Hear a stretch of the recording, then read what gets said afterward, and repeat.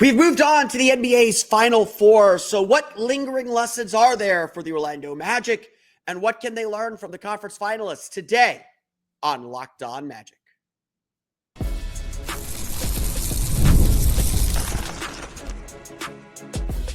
You are Locked On Magic, your daily Orlando Magic podcast, part of the Locked On Podcast Network, your team every day. And you are indeed Locked On Magic. Today is May 19th, 2025. My name is Philip Rossman-Reich. I'm the senior writer over at OrlandoMagicDaily.com, credentialed member of the Orlando Magic media since the 2010-2011 season. You can follow me on Twitter, of course, at PhilipRR_OMD and on Blue Sky at PhilipRR. On today's episode of Locked On Magic, we're going to talk final lessons from the Orlando Magic's playoff run, what we can take away as we get to think about the offseason, and what we can learn from what we're seeing in the playoffs so far as we've now reached the Final Four. We're going to get to that, continuing, kind of putting a bow on any playoff talk. It's been around, so we'll get to that, some lessons that we learned as the Celtics bowed out, and more. We'll get to all that coming up here in just a moment. But first, we want to thank you again for making Locked On Magic part of your day every day. No matter when you listen to us, whether it's first in the morning, whether it's right we upload, we truly appreciate you making Locked On Magic part of your day every day. We truly appreciate you, though, those of you who make us your first listen of the day. We also appreciate all of you who listen to us every day. Our everydayers are so awesome. We're still going 5 days a week strong until the end of free agency, until the end of Summer League in July. So you're going to see plenty of me. We'll do some draft stuff. We'll do some free agency stuff. We got a lot planned as we get to the end of the NBA season and into the offseason. All that is all part of the Locked On Podcast Network, your team every day. This episode of Locked On Magic is brought to you by Monarch Money. Take control of your finances with Monarch Money. Use code LOCKEDONNBA at monarchmoney.com for 50% off your first year. This is the central debate of the Orlando Magic season. And we talked a little bit about this in our episodes with Keith Smith from last week. This episode's going to have some rehashing of that stuff. I'm not going to lie. How close are the Magic to contention? If there's a theme to today's episode, it's beginning to kind of pierce at this question. And look, I am sure that Jeff, Anthony, Pete, all the guys in the Magic front office, this is the central question that they're wrestling with. Very clearly, the Magic must make additions. Very clearly, the Magic can't just rest on their laurels. Very clearly, the Magic can't look at this roster and say, oh, it was just injuries. They need to improve. So that's the first answer to this question. No, the Magic aren't good enough to compete at a championship level. No, the Magic aren't at the level of even the Boston Celtics, of even the New York Knicks, perhaps not even of the Indiana Pacers. Maybe we've judged the Pacers too harshly. Maybe the Magic are just a really good matchup for them. You can see there's a pathway in that sense, and I'm not hating on the Pacers. Pacers are really good. They've earned it. They're built for the playoffs, and I think that's another thing that we'll talk about later this week. I have that on my back burner to talk about why the Magic are built more for the playoffs than we realize. Indiana is very much the same way. That team is built for playoff success. They haven't had to face the Magic in the playoffs, and I would be fascinated by a Magic Pacers series. I would be fascinated by that series because the Magic seem to be the only team that could kind of slow down the Pacers a little bit. Have consistently slowed down the Pacers over the last 2 years.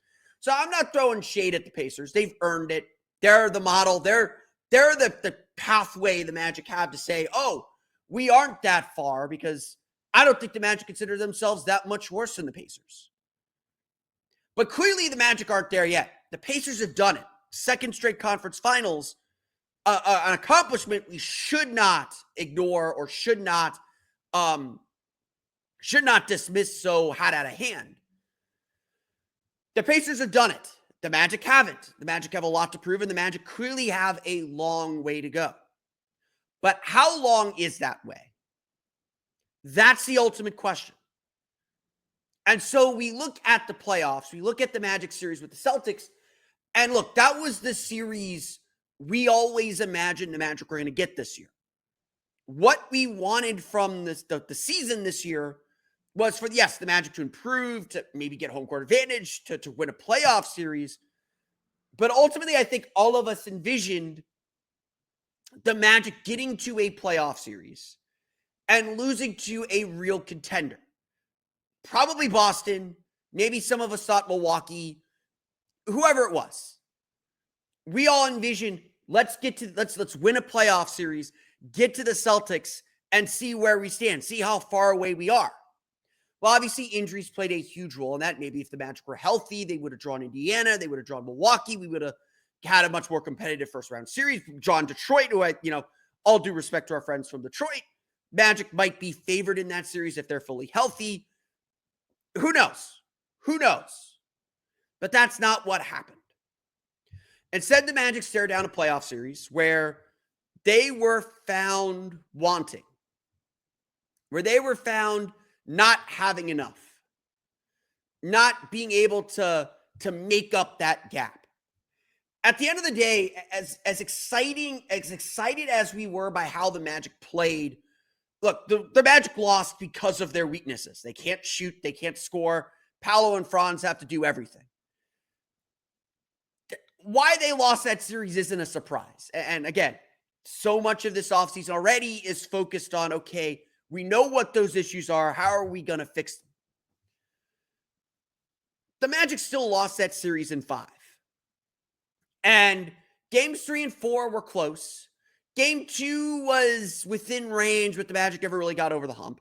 Game 1, the Magic suffered a bad third quarter. And obviously game 5, the Magic gave up a huge third quarter, couldn't grab the rope back again, and Boston finally found their three-point shooting. For as encouraging as the Magic's defense was, they gave up 117 points per 100 possessions. Boston may have been taking the shots Orlando wanted them to take, but they were still eviscerating the Magic. And at the end of the day, Orlando's offense couldn't sustain anything to take advantage of what the defense was giving them. The Magic shot 20-something% from 3. They shot sub 30 from 3 in the playoffs. You got to score a little bit to win in the playoffs. You got to have to be an elite team, you've got to be a top 10 offense and a top 10 defense. Magic got the defense part down. But so does teams like Boston. So does teams like Cleveland. So does New York, to be honest. New York is a top 10 offense. They're 12th, 13th in defense. Indiana is a top offense. They're middle of the pack on defense. An elite something with a terrible other thing is not going to do it. And so while the Magic accorded themselves well, and the Magic played well by all accounts and gained a lot of respect around the league, especially for their star players, it's not enough. It's still a wide gulf between the Magic according themselves well and winning a series against the Celtics. Whether it's the first or the second round or the conference finals, ultimately these are the teams you want to be able to beat.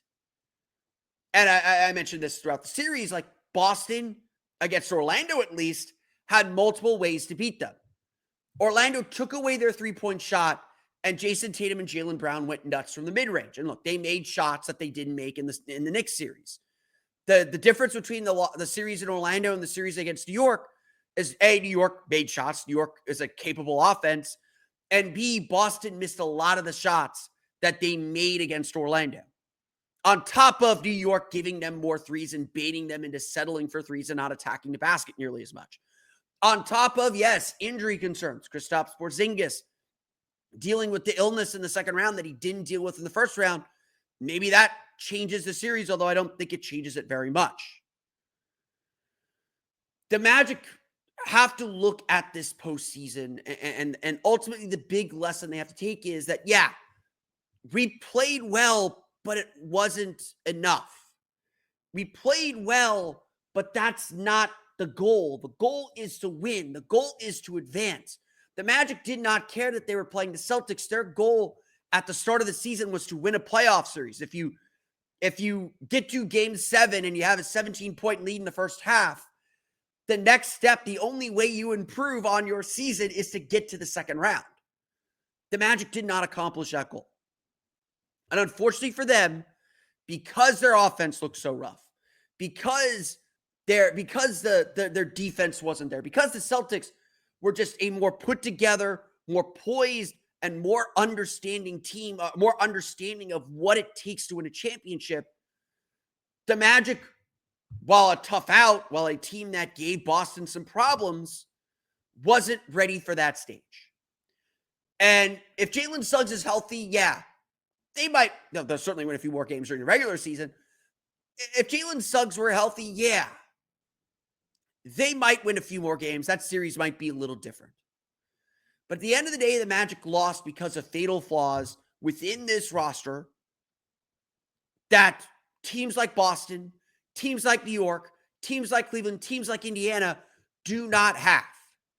If the Magic want to crack that Final Four, if they want to get into that Final Four grouping to play beyond the first 2 weeks, first round of the playoffs, they're going to have to solve the offense problem.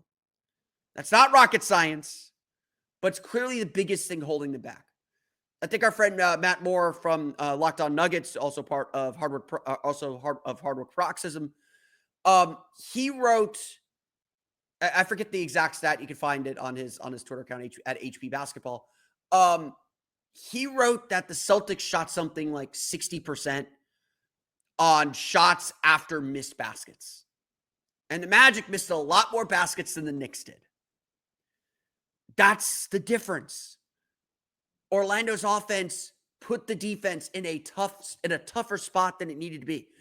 You allow the Magic to set their defense up, they're going to win a lot of games. That's the goal. Just do it. Just get an offense that allows you to set your defense up, because nobody's scoring on your defense. Then again, maybe that's not the final lesson either. We're going to get to that and other things we learned from the conference semifinals, but I want to talk more about the positives. We're going to go from the negatives to the gulf to what the Magic have to stand on, because the Magic do have a lot to stand on. We'll get to the foundation the Magic can build on coming up here in just a moment. But first, today's episode of Locked On Magic is brought to you by our friends over at Monarch Money. Ever check your bank account and wonder, where did all my money go? It went the same place my voice went, to Rockville over the weekend. Between dining out, online shopping, and entertainment, it's easy to lose track. That's where Monarch Money comes in, your personal CFO giving you full visibility and control over your finances. Monarch Money isn't just a budgeting app. It's a complete financial command center. You can track all your accounts, investments, and spending in one place, so you stop just managing your money and start building wealth. I used to track all my finances on this little spreadsheet, this little Excel spreadsheet that I made. It was very, very basic, just kind of took a rolling average, just kind of allowing me to be aware of how much I was spending, but I really didn't get a sense necessarily what was going in or going out. With Monarch Money, it simplifies all of that process and tells you exactly how much you're spending on everything, so you can budget smarter and save more. You can use Monarch to check your finances, track spending, and even plan long-term goals. It's that much of a tool for your convenience. Take control of your finances with Monarch Money. Use code LOCKEDONNBA at monarchmoney.com for 50% off the first year. That's monarchmoney.com, code LOCKEDONNBA for half off your first year.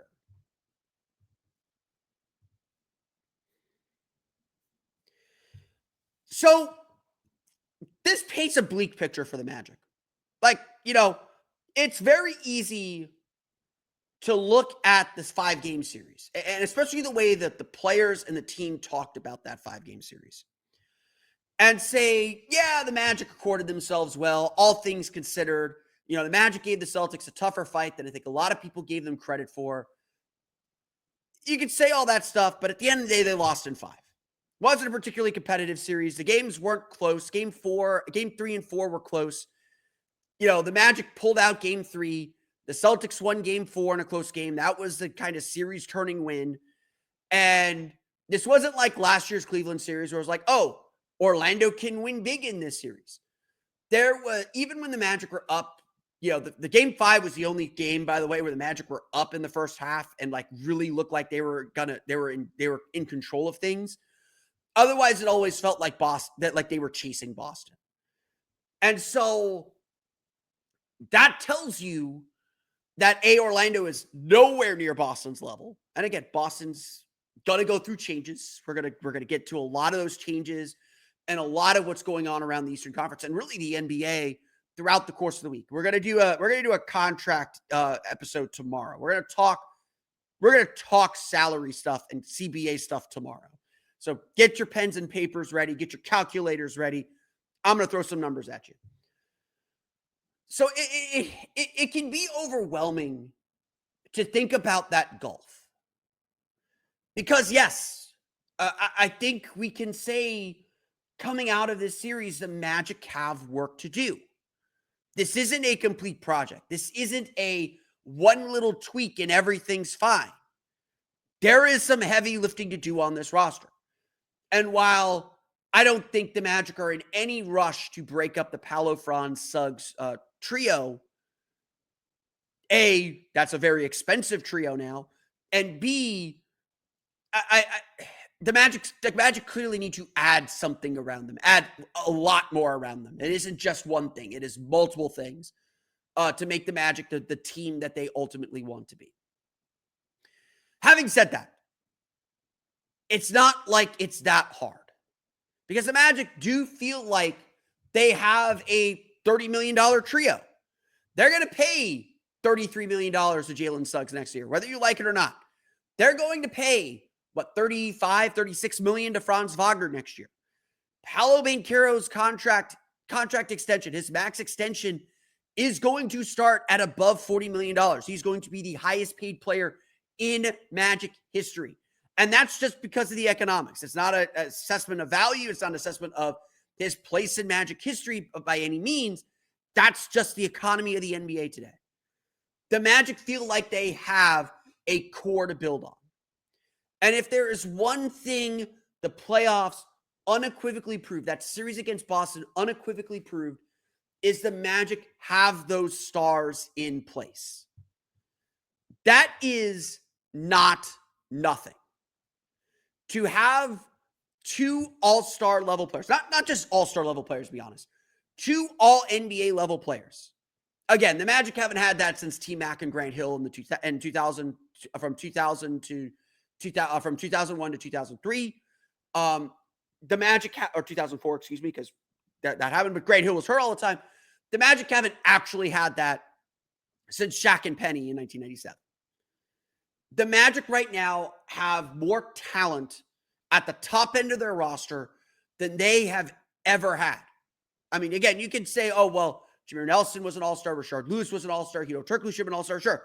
2009, that 2019 was really special. That's probably the most talent the Magic have had on a single roster. Paolo and Franz at 22 and 23 years old, this is the core of a championship team. Ultimately, whether the Magic win a championship or not depends on two things. One, how the Magic surround their stars, the role players they bring in, but ultimately it comes down to how good are Paolo and Franz going to be. Franz has got to figure out how to make a three-pointer. Once he figures that out, he is an all-NBA player. Paolo Banchero figuring out ways to be more efficient. Once he figures that out, he is an all-NBA player. No doubt all-NBA player. Potentially MVP level player. Well, I think people, and especially in kind of today's society, everyone is very quick to make these sweeping, conclusory statements. The criticisms that people like to make of these two are spot on. The intensity that those criticisms are delivered act like they're not going to get better. But ultimately, yes, the Magic are going to go as far as Paolo and Franz take them. And there's no sense or no hint that either are on the trade block. Sorry, you Giannis fans. Sorry, you Darius Garland fans. You can actually do a Darius Garland deal without involving Franz or Jalen Suggs in there. So keep that in mind. It's the Magic have a foundation. And the playoffs again prove these are players who are going to step up on the biggest stages. Paolo Banchero averaged 29.4 points per game in the playoffs. The shooting splits are okay. 43.5%, 44 from the floor, 44.4% from three, 65.9% from the foul line. You could argue Paolo left points on the board. He's a 30-point per game guy in the playoffs. He took 24.8 field goal attempts per game, the most in the playoffs. That just tells you how much the Magic were relying on him. Regardless if you want to argue the efficiency or not, he held his end of the bargain. He did everything he could to help the Magic win. So did Franz Wagner.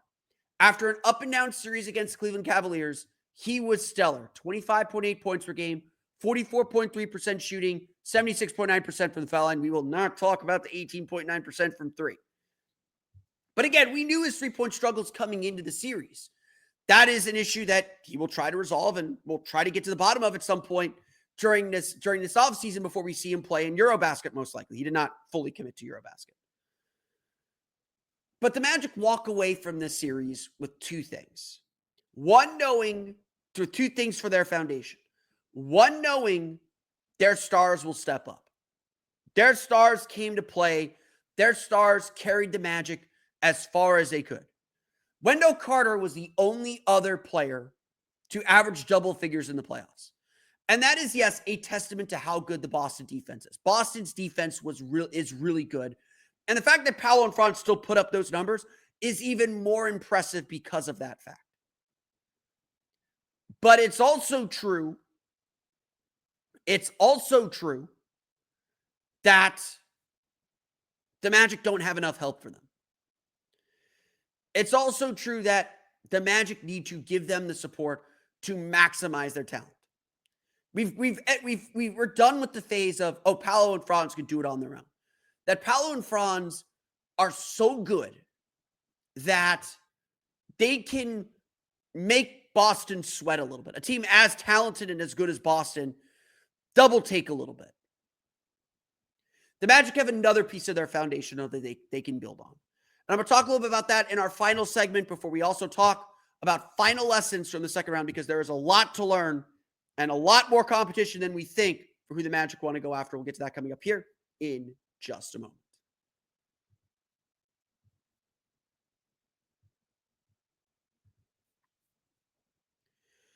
So what is that other piece of the foundation? Yes, I mentioned the Magic's defense gave up 117.8 points per 100 possessions, or 117.3 in the playoff series. Statistically, the defense was not good enough. Game 5, the game that they lost by 29-31, whatever it was, the only blowout in the series, essentially the only blowout in the series. Game 1 got away from them a little bit. That was not even Boston's best offensive game in the series. I told this to a lot of people. Like we knew there were going to be a few games in the series. There's going to be a game where Boston made a lot of threes and Orlando couldn't do anything about it. You could argue that was game 1. You could argue that was game 5. There's going to be a game where the Magic made a bunch of threes. And the Magic had to win that game. Whichever game it was where the Magic actually made their three-pointers, that's the game the Magic had to win. When you look at game 1, the Magic made like 42% of the threes and they lost by 17. That was majorly concerning, and you hope that wasn't the only one of those games. Game 3, I think, was very similar. Game 4 was another game where the Magic made shots. The Magic's best offensive game in the series, by the way, was game 4, and they lost that game. Lost it down the stretch, but they lost that game. That was something that couldn't happen in that series. There's going to be a game where the Celtics didn't make threes, and that was a game the Magic had to win. I remember talking to Josh Robbins at The Athletic about this. I was like, the Magic have to hope that the game that they make threes and the game the Celtics don't make threes aren't the same game, because they're going to need 2 of them, if not 3 of them, to get over the hump.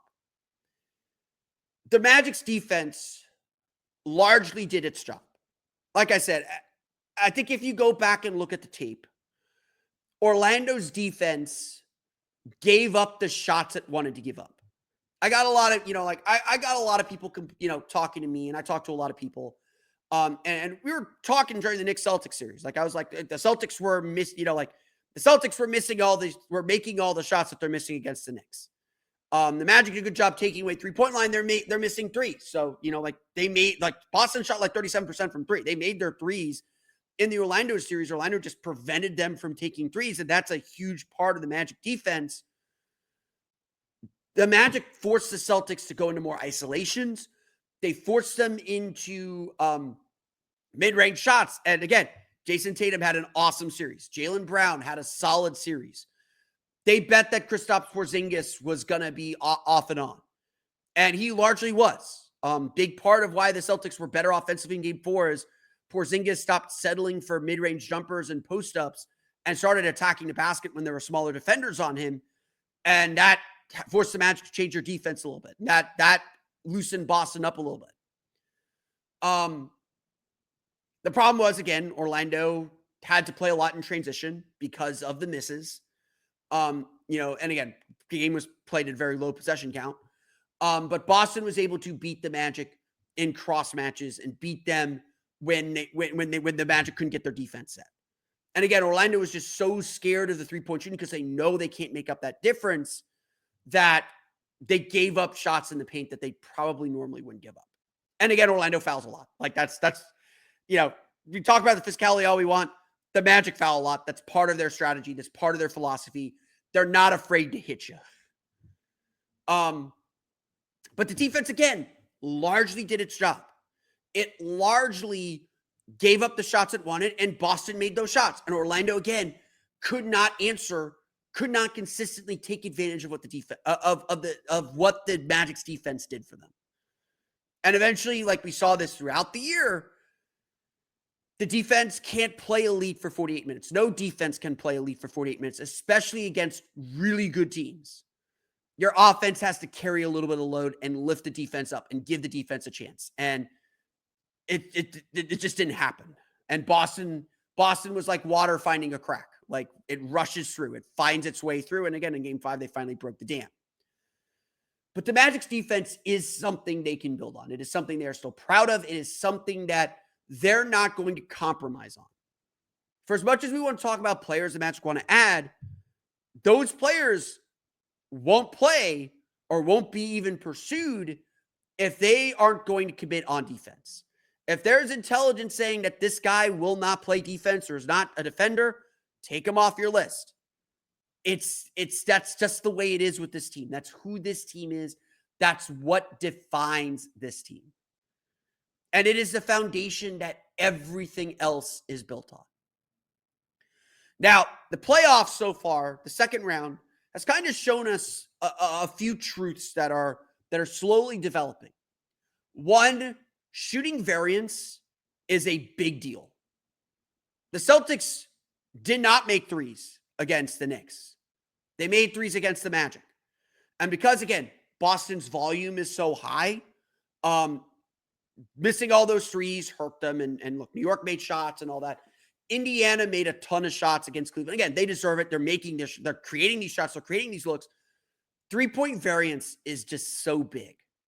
You go back and look at that Oklahoma City-Denver series. Everybody was preparing to write Oklahoma City doesn't have enough shooting. That at the end of the day, in the playoffs, too many guys are missing critical shots. Lou Dort is being ignored at the 3-point line. Julian Strother goes crazy from 3 in game 6 to force the game 7. Michael Porter Jr. was a non-factor from 3 because of the injury, because of the shoulder injury.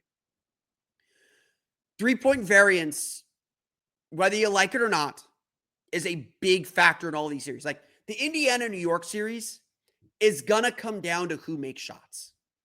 They're both excellent offensive teams. I'm a big believer in pace. Whoever's controlling the pace, controlling the tempo, that's a team that's going to be in rhythm to shoot. The more you chase, the more you're going to struggle. Again, that was a huge problem in the Orlando-Boston series, was that even when Orlando was leading, it always felt like they were chasing because they're so afraid of that Boston secret weapon. Orlando can't keep up with Boston when they're shooting threes the way that they can shoot threes. And so it always felt like Orlando was chasing the game. And honestly, like to me, the most disappointing part of game 5 is that was the first game that the Magic felt like they were in control and Boston had to chase a little bit. But because Orlando can't rely on their offense at all, cannot rely on their shooting, they're only up 2 at the half when they needed to be up by 10. And then obviously then the fouls happen and then everything unravels. Finding ways to take control of these games, that's as big as anything else the Magic have to figure out as they develop their next step. They have to find ways to be the ones in control, to be the ones who determine how the game is being played. That's what a lot of these series come down to. Like, Denver was in control at the start of Game 7. They take Jokic and Murray out. Oklahoma City gets a 6-0 run to end the first quarter. Open the second quarter, a 6-0 run. That turns into a longer extended run, and then the ball's just rolling downhill at that point. Then they're forcing turnovers. Then they're getting easy shots. Then Denver's the one chasing. That's kind of how these playoffs are being run. Look, we're going to get into some CBA stuff tomorrow. And the CBA has a big hand in this because the way the finances in the league work now, you can't keep teams together very long. Or at least these high-priced teams together very long. It's just too expensive. And the rules make it really hard to keep teams together and keep adding to your team to get better. It's sort of like you climb to the top of the mountain and it's literally like a roller coaster lift hill. You do that like slow clanka up the hill, and then you get to the top and then you're immediately down at the bottom of the hill again. And you're at the whim of gravity at that point. That's Milwaukee. Milwaukee, like, slowly kind of clanging up the hill. They caught fire. They made a deal for Damian Lillard that I think everyone agrees they had to make. And now they're at the whim of gravity. Now you're at the whim of, oh, we had an injury at the wrong time or whatever it is. That's kind of how the league's going to go for a little bit until the new CBA, and they probably correct some of these rules or fix some of these rules. This is the reality of the league right now. And so, yes, we have parity because of it. We could sit here and say the Magic could be a conference finalist next year. And I don't think that's crazy to say because they have the top-end talent to do it. They make the right move. They get the right matchup in the playoffs. Maybe they face the right team at the right time. They're in the conference finals. It's not impossible. The question is, are they good enough to win a championship? But look, if you're in the Final Four, you're good enough to win a championship. If you make that Final Four, you are 8 wins away. You're in a 7-game series. Anything can happen.